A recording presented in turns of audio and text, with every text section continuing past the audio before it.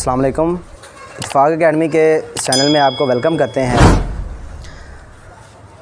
Mathematics کی lecture series میں آپ کو ویلکم کرتا ہوں۔ 12th کی لیکچر سیریز سٹارٹ کریں گے، جس میں میں آپ کو ہر مختلف کنسیپٹس دوں گا، ہر طرح کے ریلیٹڈ کنسیپٹس آپ کو ملیں گے انشاءاللہ۔ 9th class, 10th class, 11th اور 12th، میٹرک اینڈ انٹرمیڈیٹ۔ تو سب سے پہلے میں 10th کلاس کو سٹارٹ کروں گا۔ 10th کلاس میں ہم جو ہے وہ اس کے بک کا سب سے پہلے انٹروڈکشن کرتے ہیں۔ بک میں کیا ہے، بک میں ہم کیا کیا پڑھیں گے فیوچر میں آگے انشاءاللہ۔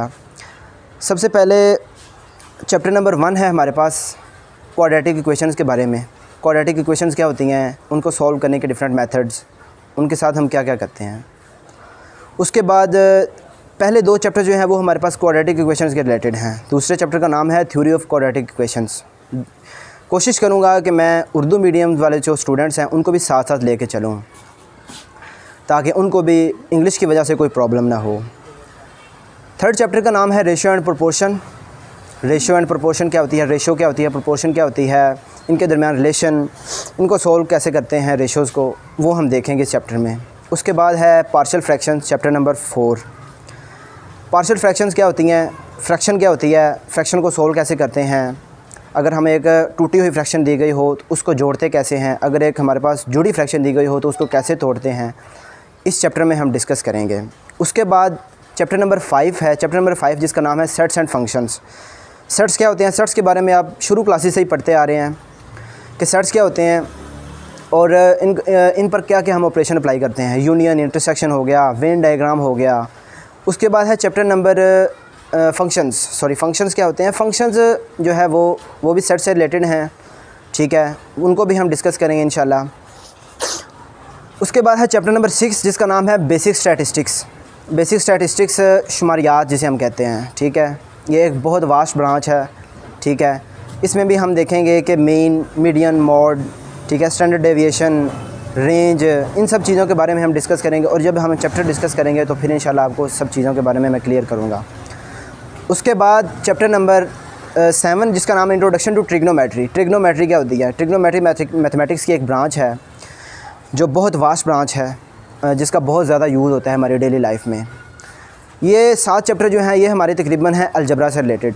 اس کے بعد ہمارا جو چیپٹر نمبر 7 کے بعد جو سٹارٹ ہوتا ہے وہ ہے ہمارے پاس ٹرائنگلز کے ریلیٹڈ، سرکلز کے ریلیٹڈ، جس کو ہم کیا کہتے ہیں عام الفاظ میں جیومیٹری کہتے ہیں۔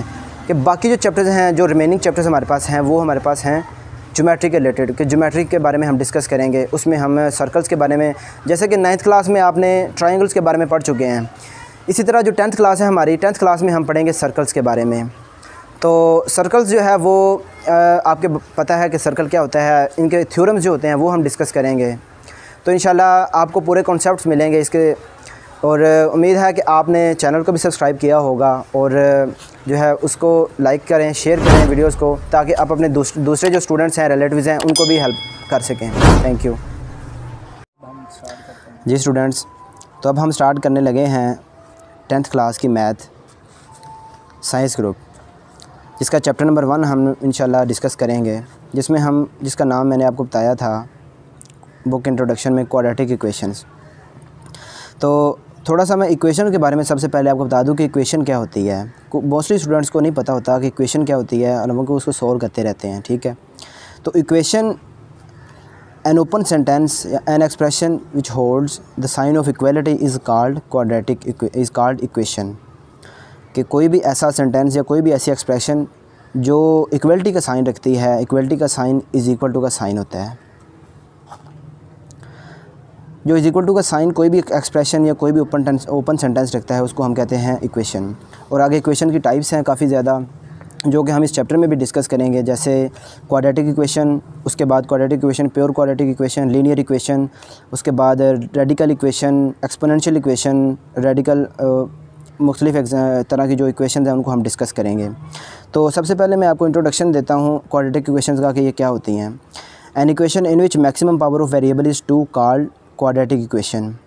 کوئی بھی ایسی ایکویشن جس میں ویریبل کی جو میکسیمم پاور ہوتی ہے وہ 2 ہوتی ہے، اس کو کوڈریٹک ایکویشن کہتے ہیں۔ اسٹینڈرڈ فارم اس کی کیا ہوتی ہے، standard form of quadratic equation is ax² + bx + c = 0۔ where A, B, C belong to set of real numbers and A should not be equal to 0. A یہاں پر 0 نہیں ہونا چاہیے، اس لیے ہمارے پاس یہ کوڈریٹک ایکویشن بنے گی. آگے جو مرضی ہو لیکن یہاں پر A ہمارے پاس 0 نہیں ہونا چاہیے، کیونکہ اگر A 0 ہوگا تو یہ سارا کچھ 0 ہو جائے گا، یہ والی جو کہ کوڈریٹک ایکویشن نہیں ایک لینئر ایکویشن بن جائے گی. اس کے بعد پیور کوڈریٹک ایکویشن ہے.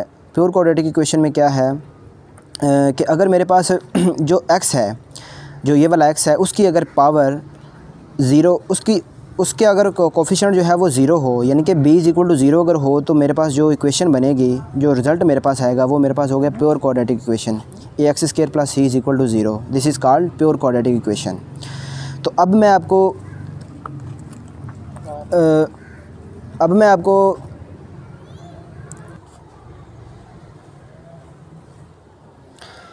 اب ہم اگر کوڈریٹک ایکویشن میں a = 0 پٹ کر دیں تو میرے پاس کیا رزلٹ آئے گا؟ اگر ہم a = 0 پٹ کر دیں تو میرے پاس جو رزلٹ آئے گا وہ ہوگا لینئر ایکویشن. لینئر ایکویشن آپ پچھلی کلاسز میں بھی اس کے بارے میں پڑھ چکے ہیں، اس کو سولو کر چکے ہیں. ایک ایسی ایکویشن کہ جس کو گراف پر جب ہم ڈرا کریں تو جو میرے پاس رزلٹ آتا ہے وہ کیا ہوتا ہے؟ ایک اسٹریٹ لائن ہوتی ہے. ایک اسٹریٹ لائن جو ہوتی ہے وہ لینئر ایکویشن کی پہچان ہوتی ہے. اس کے بعد ہے کوڈریٹک ایکویشن کو سولو کرنے کے میتھڈز کیا ہوتے ہیں.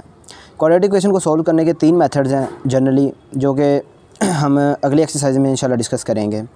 There are 3 methods: by فیکٹرائزنگ، by completing square, by quadratic formula.